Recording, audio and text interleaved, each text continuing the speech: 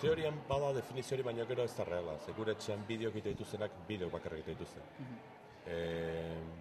Gero hautsa sartu lezake, idatzizko kazetarete sartu lezake hautsa bideoan, baina ni zaila ikusten dut instrumento guztia jotzen dituen kazetaren kasuan.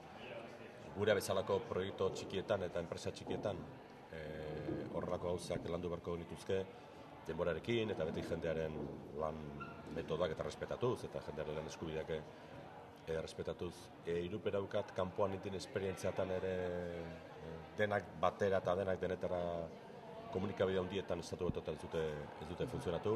Hori komunikabide txikietan posible da, logikoa da, komunikabide handietan jendeak hartzen du logikoan bezala bere lekua, bere nortasuna.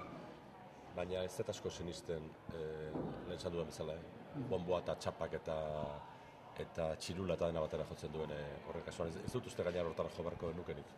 Bai segurazki orain erabiltzen ari garen, praktikan jartzen ari garen, baina sinergia gehiago behi erradazio barruetan, baina beste murtur horretara jo gabe.